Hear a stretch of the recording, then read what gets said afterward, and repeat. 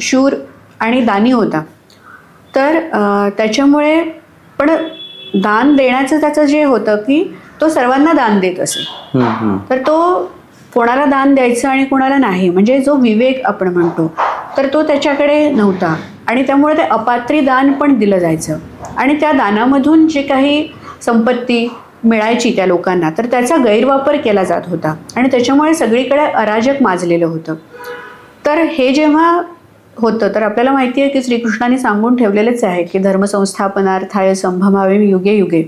तर त्याप्रमाणेच मग विष्णूंनी अवतार घेतला, वामन अवतार, आणि मग त्रिपादभूमी बळीराजाला मागितली आणि एक